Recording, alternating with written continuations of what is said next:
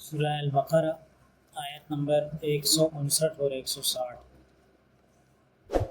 پارہ نمبر 2۔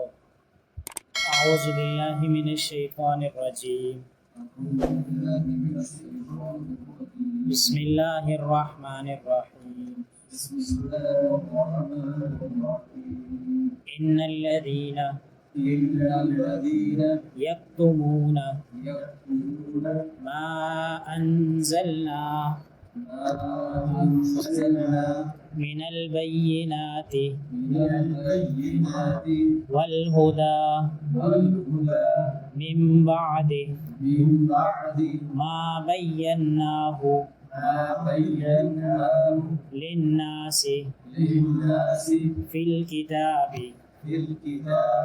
اولئک یلعنہم اللہ وَيَلْعَنُهُمُ اللاعنون إِلَّا الَّذِينَ تابوا وأصلحوا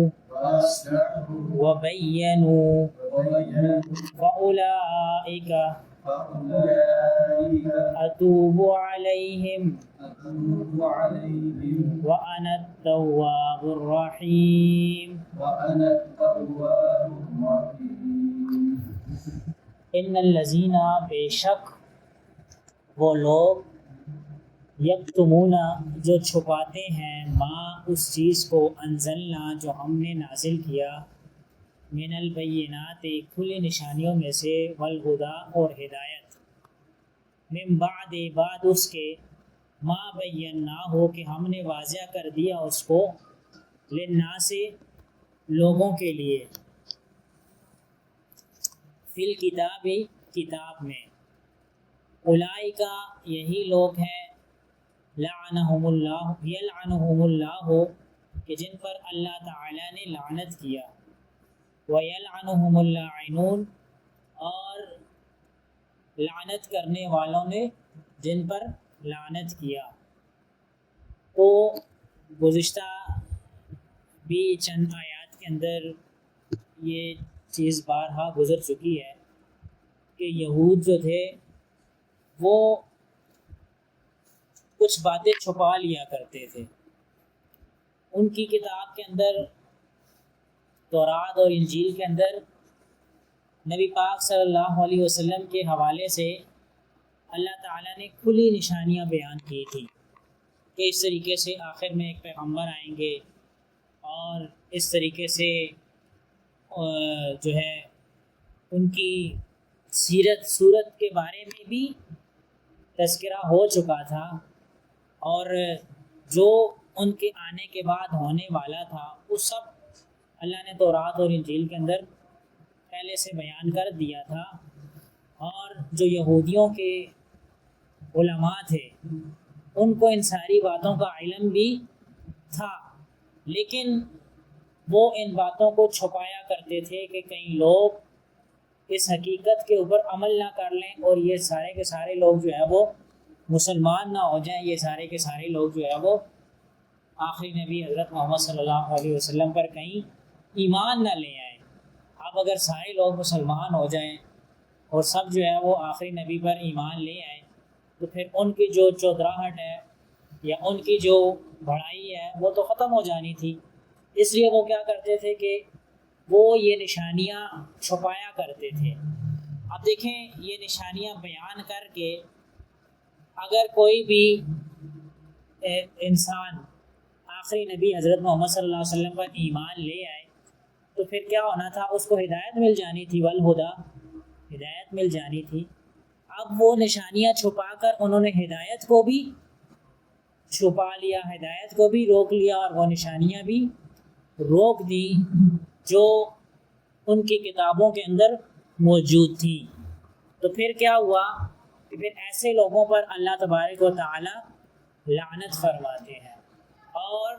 لعنت کرنے والے بھی ایسے لوگوں پر لعنت کرتے ہیں۔ لعنت کرنے والے کون تھے؟ فرشتے اور ایمان والے دونوں مراد ہیں۔ اللہ بھی ایسے لوگوں پر لعنت کرتے ہیں اور فرشتے بھی ایسے لوگوں پر لعنت کرتے ہیں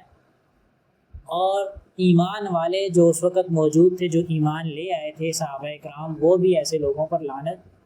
کیونکہ یہ ہدایت والی چیز جس کے ذریعے سے امت کو، لوگوں کو ہدایت ملنی ہے، وہ اس کو چھپا رہے ہیں۔ اور یہی چیز آج کل کے علماء کے لیے بھی ہے، ان کے لیے بھی یہی ہے کہ جو چیز بیان کرنے کی ہے اس کو بیان کیا جائے تاکہ لوگ اس پر عمل کر سکیں اور لوگ اس سے ہدایت حاصل کر سکیں۔ اگر کوئی عالم کسی بھی وجہ سے حق بات کو چھپاتا ہے، قرآن اور حدیث کی صحیح تشریح، اس کا مفہوم صحیح بیان نہیں کرتا، تو وہ بھی اسی طریقے سے لعنت کے اندر شمار ہوتا ہے جو اللہ تعالیٰ نے یہود کے علماء کے لیے ارشاد فرمایا۔ اور آج کل ہو بھی رہا ہے ایسے، ہر طبقے کا عالم اپنی مرضی کی بات، اپنی پسند کی بات، اپنی مذہب کی بات، اپنے عقیدے کی بات پیش کرتا ہے، اور جو قرآن اور حدیث کی اصل جو مفہوم ہے اس کو چھپا دیتا ہے۔ تو پھر کیا ہے کہ یہ جو لعنت والے کا حکم ہے، یہ پھر آج کل کے ان علماء کے لیے بھی ہے جو حق بات کو چھپاتے ہیں، چاہے وہ کسی بھی وجہ سے، ٹھیک ہے۔ الا الذین تابوا، مگر وہ لوگ جنہوں نے توبہ کر لی اس چیز سے۔ کچھ ایسے بھی ہیں کہ جو جنہیں سمجھ آ چکی ہے کہ یار یہ جو ہم حرکت کر رہے ہیں، اللہ تبارک و تعالیٰ کی نشانیوں کو چھپا رہے ہیں، تو یہ ہم غلط کر رہے ہیں اور ہم اس سے توبہ کر لیتے ہیں، تو پھر کیا ہے کہ پھر اللہ تعالیٰ ان پر پھر لعنت نہیں برسائیں گے، اور لعنت برسانے والے بھی ان پر لعنت نہیں برسائیں گے، بلکہ کیا ہوگا، وَأَصْلَحُوا، اور وہ کیا کریں گے، اصلاح کی طرف آ جائیں گے۔ وہ توبہ بھی کر لیں گے اور اصلاح کی طرف بھی آ جائیں گے۔ اصلاح کی طرف یہ آنے کا مطلب یہ ہے کہ جو حق بات وہ چھپا رہے ہیں وہ بیان کرنا شروع کر دیں گے، یہ اصلاح ہے۔ یہ نہیں کہ جو چھپایا ہے وہ چھپا لیا، اب آگے جو ہے وہ خود تو توبہ کر لی، لیکن وہ جو حق بات چھپائی ہوئی ہے وہ بھی ابھی تک بھی چھپائی ہوئی ہے، آگے اس کو بیان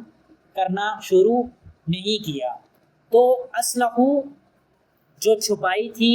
وہ بیان کرنا بھی شروع کر دے، اس کی اصلاح کرنا بھی شروع کر دے، وبینوا، اور صاف صاف بیان کر دے جو کچھ بھی چھپایا ہوا ہے۔ فاولئک اتوب علیہم، پس یہ لوگ، ان لوگوں کی میں توبہ پھر قبول کروں گا، وانا التواب الرحیم، اور میں توبہ قبول کرنے والا ہوں اور نہایت مہربان ہوں۔ تو دیکھیں، اگر کسی بھی وجہ سے کوئی نیک عمل کو یا قرآن و حدیث کی مفہوم کو چھپا رہا ہے اور بعد میں اس کو ہدایت ملتی ہے، اس کے دل میں بات آتی ہے اور وہ قرآن اور حدیث کا صحیح مفہوم بیان کرنا شروع کر دیتا ہے اور گزشتہ پر وہ اللہ تعالیٰ سے معافی مانگ لیتا ہے، تو پھر اللہ تعالیٰ اس کی توبہ قبول کر لیتا ہے، اور اللہ تعالیٰ ہی توبہ قبول کرنے والے ہیں اور نہایت رحیم ہے۔ تو توبہ کے ساتھ ساتھ اصلاح بھی ضروری ہے۔ ہر گناہ میں، جو بھی گناہ انسان سے ہو گیا ہے، اگر اس سے انسان بری ہونا چاہتا ہے، خود کو بری کرنا چاہتا ہے، تو وہ توبہ کے ساتھ ساتھ اصلاح بھی کرے گا۔ یہ نہیں کہ وہ گناہ بھی کرتا رہے اور ساتھ ساتھ توبہ بھی کرتا رہے، ایسا نہیں کرنا۔ گناہ کو بھی چھوڑنا پڑے گا اور ساتھ توبہ بھی کرے گا، دونوں چیزیں ہوں گی تب اللہ تعالیٰ توبہ قبول فرمائیں گے، ادروائز توبہ قبول نہیں ہوگی، ٹھیک ہے۔ اور یہ بھی ہے کہ جتنی دفعہ بھی انسان سے گناہ ہو جائے اتنی دفعہ اللہ تعالیٰ سے وہ توبہ کر لے، اللہ سے معافی مانگ لے، تو اللہ تعالیٰ ہر دفعہ اس کو معاف کرتے رہیں گے۔ قیامت کے دن تک یہ توبہ کا دروازہ کھلا رہے گا، جس وقت تک آخری سانس انسان کو آ رہی ہے تب تک انسان کے لیے توبہ کا دروازہ کھلا ہے، ٹھیک ہے نا۔ آخری سانس تک توبہ کا دروازہ کھلا ہے، آخری سانس سے پہلے بھی اگر توبہ کر لی تو اللہ تعالیٰ اس کو بھی قبول کریں گے۔ مرنے سے پہلے ہو جاتی ہے نا، مرنے سے پہلے آپ کو سانس آ رہا ہے نا، آپ کو پتہ چل بھی جائے کہ میری موت کا وقت قریب ہے، تب بھی جو ہے اللہ تبارک و تعالیٰ توبہ، یہ واقعہ گزرا ہے نا کہ جب وہ ان کی موت کا وقت قریب تھا تو اللہ کے نبی علیہ الصلوۃ والسلام پاس گئے تھے، وہی اب بھی اگر یہ بندہ کلمہ پڑھ لے تو قیامت والے دن کم از کم میں کچھ نہ کچھ تو کہہ سکوں گا نا۔ تو اس کا یہی مطلب ہوا کہ آخری سانس تک اگر انسان کو توبہ کی توفیق مل جائے تو اللہ تعالیٰ اسے بھی قبول کرتے ہیں۔ اللہ تبارک و تعالیٰ ہمیں ابھی سے ہی جو ہے وہ توبہ کرنے کی توفیق عطا فرمائے، گناہوں سے بچنے کی توفیق عطا فرمائے، اور آئندہ کے لیے نیک عزم کرنے کی